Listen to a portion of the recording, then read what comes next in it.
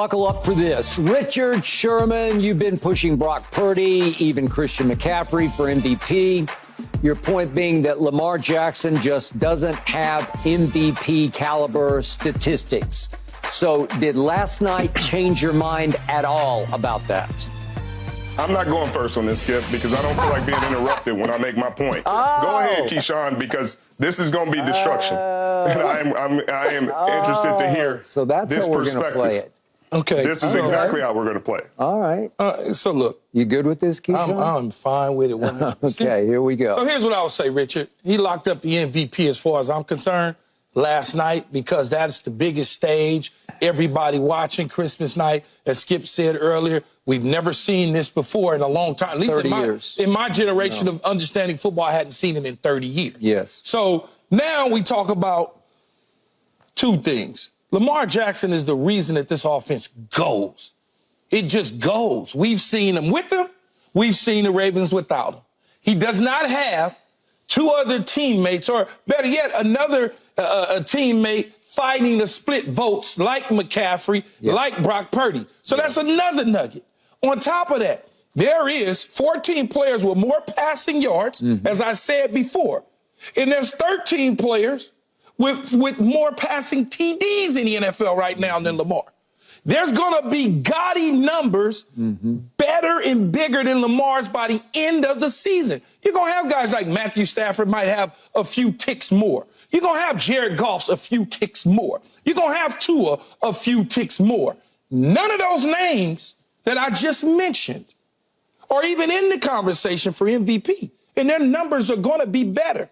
One has already won the division. Another is trying to get into the playoffs. It most likely look like the Rams are going to get in based on the way that they've been playing. Then on top of that, when you dive into this season alone, since you so fixated on the numbers, and I'm not talking about just passing statistics. I'm talking about a dual threat, everything together. Because Brock Purdy doesn't do exactly the same things that Lamar does. Lamar throws 30-something hundred yards, running for 800 and something. He's got 4,100 total yards. Brock Purdy has 4,100 total yards. Brock Purdy has 31 total touchdowns. Lamar has 24 total touchdowns. Brock Purdy doesn't have 40 to 24. It's 24 to 31. You want to make it seem so egregious, and I understand. You play for the Niners. You cash a lot of checks for the Niners. I understand that. I get that. Now, if you want to just talk about when trailing, I'm just going to start off by saying Lamar Jackson passing yards when trailing is 685. You know what the TD to interception ratio is? 6-1. Completion percentage, 69. Passer rating, 110. Now I'll go to Brock Purdy. Passing yards, 1,000. 5 to 7 interception touchdown ratio. When trailing. So that just goes to show you the importance. Completion percentage, 63.7. Passer rating, 82 compared to 110.3, which means Lamar is leading the league in that statistical category. Now you say to me, it doesn't matter. Yes, it matters. Here's why. Because I'd rather have a guy that can, just like he did last night, you can't tee off on him because you now got to worry about him pulling it down, deciding to move around just like he did in hitting Nelson Aguilar in the corner of the end zone when they didn't know if he was going to run or he was going to throw. And you're sitting here trying to tell me that this dude is not the MVP of the National Football League based on some history. The league is not the same as it was a year ago. A year before that, the numbers aren't the same. Nobody's throwing for 49 touchdowns, 50 touchdowns. It's just not happening. So where we at right now, he's the MVP of the league. And I'll let you go ahead and dig up whatever you want to dig up. Okay. I just wanted to make sure you were completely done. So, again, you watch a game, and I love Lamar Jackson as much as anybody. I've supported him the whole time. If he had his numbers that he had the MVP year, which was 43 touchdowns to 6 interceptions, 43 total, then we would be shouting from the rooftops, he's the MVP of the league. So you're talking about this team wouldn't be this. First off, we haven't seen them without him this year. So just like you said, no other years matter. He's been the starting quarterback for the Ravens this entire year. So don't make the point that no other year matters unless you know what I mean? But Josh Allen has 40 total touchdowns right now. Does that mean he's the MVP of the league? No, it does not. He's accounted for 83% of his team's touchdowns. 83. No QB is more important to their team right now than Josh Allen is to the Buffalo Bills. So you can argue whatever you want to argue. You can walk off, because when you walk off, that means you don't have the power to make a conscious argument. And I hear you. The Baltimore Ravens defense had 5 turnovers last night. So when we watch that game and you watch them play against one of the best offenses in the National Football League and they have 5 turnovers, and you tell me Lamar Jackson was the reason they won that game, then I have a hard time with that, because I'm sitting there watching the game and I'm like, dang, that defense is giving them trouble. 5 turnovers. So again, we talk about every other year before this, every other quarterback. So we're going to go the percentage of touchdowns the quarterback was responsible for.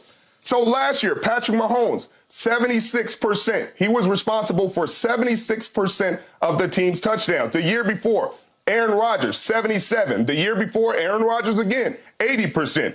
The year before, Lamar Jackson, this very Lamar Jackson that we're talking about, was responsible for 74% of his team's touchdowns. And before that, Patrick Mahomes at 79%. But this year, we're talking about Lamar Jackson, and the percent of touchdowns he's responsible for is 55. That's not the same.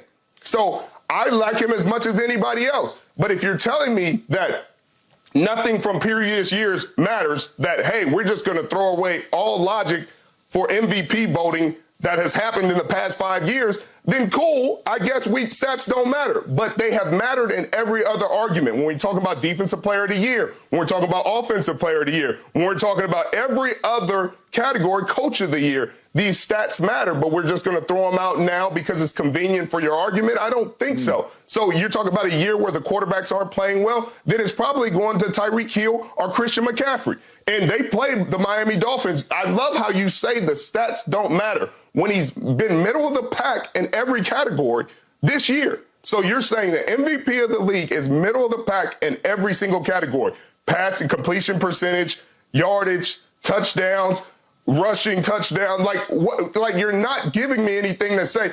Usually when the MVP of the league, they're number one in at least multiple categories. There's not one category he's number one in. So when you're making this argument, Keyshawn, you're not making an argument based in statistics, concrete information that you can hang your hat on. You're basing it off of, you said one game, the eye test, BS like that. I hear you, but that's nothing to argue.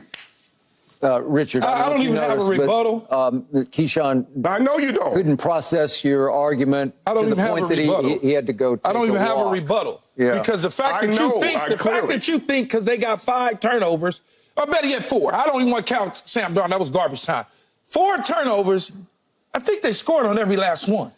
I think they did not. They did not. I said You're I not think. Watching. You clearly did. I said I think no, that they scored on every last one. I don't want to hear think. I want to hear facts.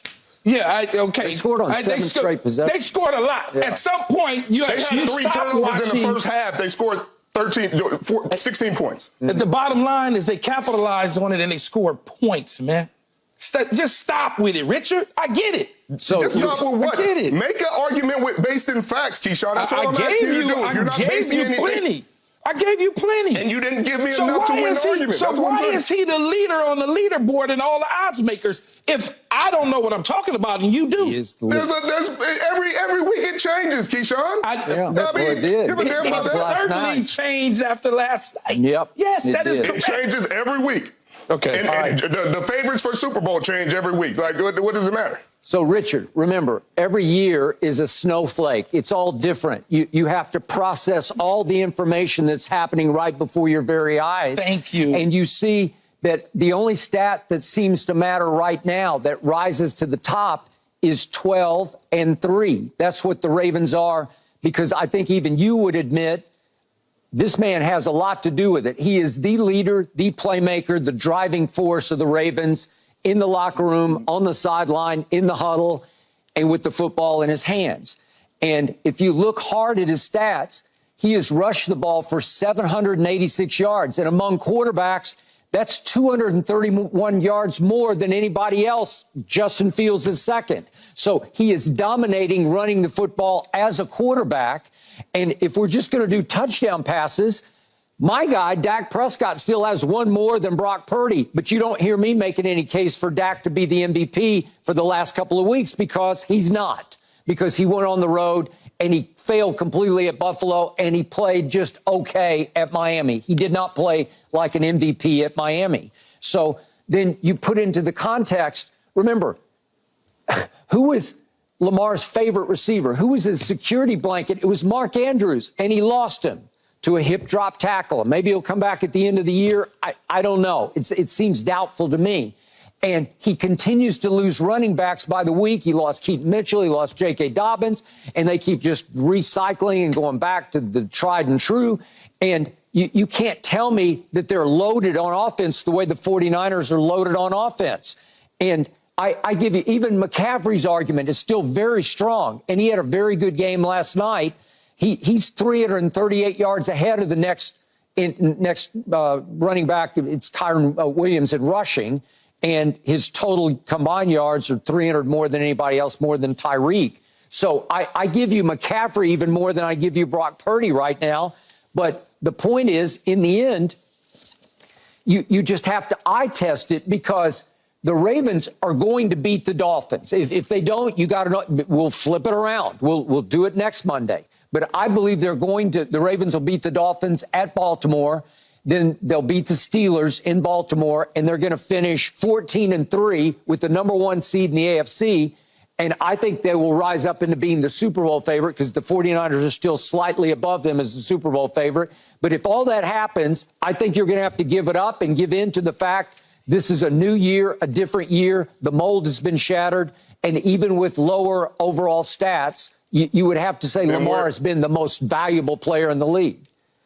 Then we'll change the way they view MVP. You just got to be the quarterback of the best team in the league with the best record. I got you, Skip. It always helps that you are. That's often the case. And it helps that you're over 70% responsible for your team's touchdowns. So those are the patterns that this league has shown for every year before today. I mean, okay, I got you, Skip. But I'm saying the way you're saying it, like this is concrete. And if he had the stats that he had in 2018 when he won it, this would be concrete. This wouldn't matter if he won or lost in Miami next week against Miami. It wouldn't matter, because his stats are so overwhelming that you would say, I mean, regardless of what happens, he's got the numbers. He's the MVP. It's clear and evident. That's not the case this year. And I like Lamar as much as anybody, but I'm a numbers guy. Okay, but do drops count? Because for a while they were leading the league in drops. They had two big drop games that really hurt his numbers. I mean, every team, I think Kansas City's leading them in drops. So do I say Patrick Mahomes is the MVP and that we should count those drops against his touchdowns? No, that's not what we do, Skip. We don't play the what-if game. What concrete numbers do you have, and what ones do you not have? And that's what we go with. I'll take a dude that's going to give me a combination, a total package, leadership in the locker room, 4,800 yards, both on the ground and in the air, all day long as my MVP, with the best record in the league, with the home field advantage throughout the playoffs. I'm signing up for that all day long. I'm sorry. That's just me. I don't know where you found 4,800 yards at. Well, at the end, I'm projecting at the end of the season. I'm projecting at the end of the season. That's what I'm projecting. Total between him running and throwing. By the time we get to the end of the season, he's going to be at that number that everybody, like I always used to tell people, Skip, about certain style quarterbacks like Lamar. If a dude gives you 4,000 yards in passing and 30 touchdowns in passing, and Lamar gives you 2,000 in passing and 2,000 in run, 2,000 in running and 15 and 15, what's the difference? What's the difference? It's the same thing. We won. We 12 and whatever. We won. We going to playoffs. Yep. Why do I have to have a quarterback throwing the ball for them numbers? To this logic. So if Tua Tagovailoa beats Lamar, he's the MVP? Is that what we're saying now? If Tua beats Lamar, he's going to jump significantly. Significantly. On the road, so Tua in the rain or in the cold and the snow, he's going to jump significantly, probably with Tyreek Hill. Yeah. All right, let's leave it there. So, Agree to disagree on this one. We got to get back to the Dallas Cowboys and the Niners. I'm going to tell you up next why the Cowboys can beat the 49ers in a playoff game in San Francisco, and Richard can laugh some more. No mercy, no mercy, no mercy. Thanks for watching, Undisputed fans. Do you want more highlights from the show? Make sure to click that subscribe button for all the exclusive content from Undisputed.